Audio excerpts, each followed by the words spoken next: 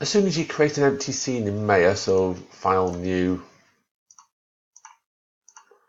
Startup File, so you get something like this. There's 3 objects it puts in by default. It puts the cube in the middle, it puts a light, and it also puts this thing up here, which is a camera.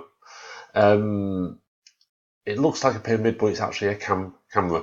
And obviously when you come to export your scene or render it at the end, this becomes very important after you've modeled it. Now, this by default is looking at the cube, and we know that because if we come down here to view, we can choose what we see in our viewport, and if we click on camera, that is what we're seeing through the viewfinder of the camera. So if we were in the real world, that is what we would see if we were looking on the screens on our phones or through the lens of a camera. So what we can also do is if I come up to view and a quad view, toggle quad view, you can see I've got the camera set up here and I've got my usual views here. So if I right click on the camera, I can move it.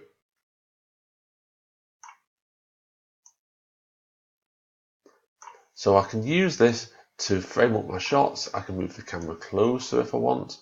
I can take it in. I can do anything I want to frame my shots up in Blender. Now, a few other tricks that we can do is with the camera selected. If we come over to our mini icons at the top here, you'll see there's now one which is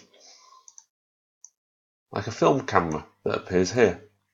So if we click on that, you get all the options for what you want to do with the cameras. Now you may not want to do anything with it. Key ones that you'll want to know about though are focal lengths. If you know anything about photography, you'll know that in this particular case it's taking 35mm as basically what the human eye sees. If we go down below 35, it becomes a wide angle shot. So it's very much like if you've done any proper photography, you'll know that if you're taking landscape pictures, you come down to something like 20mm lenses to get a big wide epic landscape look. So everything looks bigger. If we go much bigger than that, it's like having a zoom lens. You can zoom in. Remember, it's not just zooming in on the picture, it's changing the perspective as well. Okay, you can do other things as well. If you want to have a play, you can set the focus for your camera. So if you had a scene, you could decide if you want it to focus on an object by clicking on it there, or you could set a distance, how far you focus. And then whatever's in this viewport window here, camera perspective window, is when you press F12 to render it out, and that's what you're going to get. Now there's a few more little tricks that we can do. So let me just go back to the start, reload factory settings. So we've got a scene like this, our default scene. Now, of course, we can press the middle mouse button or the wheel and we can hover around the scene and we can see how everything looks. And it might be that we zoom in a bit and we look at stuff and we think, that's a good shot. I wouldn't mind that being, I want my camera to take that picture there. But of course the camera's over here looking back at us in this particular instance. The camera hasn't moved. It's only just our point of view as the user of Blender. But what we can do is we can change that. So what we can do is we can go to View, Align View, and Align Active Camera to View. And what that'll do is it will move this camera and it will put it exactly where we are now looking at the scene. So View, Align View, Align Active Camera to View. You see the camera is no longer over there, it's now where we are. And if we want to prove that, let's just go to Quad View so we can see all the four scenes. So we can see the camera is now over here. So let's just try that again. So we press that down and we'll choose some other random view. Now you should be able to see now in these 3 windows, when I come to this one,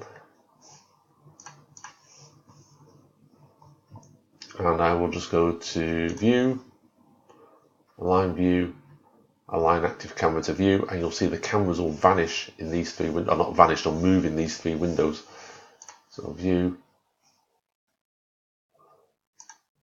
there we go. So they moved to where we were looking, and we've got that as our view in the camera. So that's a useful way of moving your camera to make sure you get the right shot. What we can also do is, let's go back, load factory settings, is we can lock the camera so it follows an object. So at the moment we can move this object around, and if I come into quad view so we can see it all, so and change this one to camera view, you can see I can move the object through the camera, but if I move it over here, the camera can't see it anywhere. So what I can do instead, so let's just go back to the start again, is I can point the camera at this object, and we'll add a constraint to it. So if we come over here, this symbol here with the, just make sure I select the camera first. So the constraint is the chain there, and we're going to add an object constraint to it and a track to constraint. So we're going to tell it to track to the cube. So track to, what's our target? It's the cube. It can be any object at all. Now you'll see the camera suddenly starts looking in the wrong direction because of the way it's set up. So what we need to do is just change a couple of the target things to -z and y in there. Okay, so what this means now is when we're back in our scene, if we right click on the cube, the camera is always facing the cube, no matter where the cube goes or any other object. So let's go into quad view and try that again. So we'll come over here, make that the camera view so we can see it. So look, wherever that goes, our camera follows it. And it doesn't matter which axis we move it on, it will always be there. Now it may be a case that you think, oh, that would be really useful to look at stuff, but I don't want a cube or an object in the middle of my scene all the time.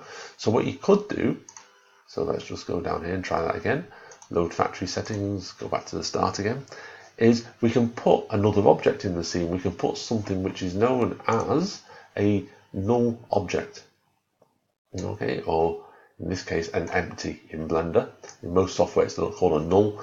In Blender it calls it an empty object, and it's basically, if I move that now, it's an object that doesn't exist. It will never render. It's just an imaginary object. It's a placeholder, and we can do exactly the same with the camera and point it at that. So select the camera, constraint,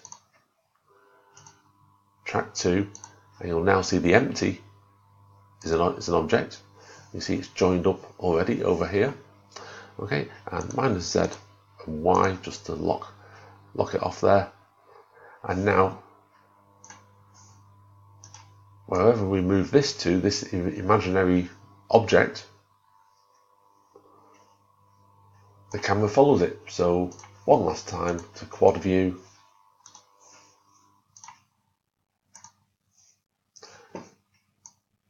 So wherever I move this imaginary object, which we can't see, that's where my camera goes. So let me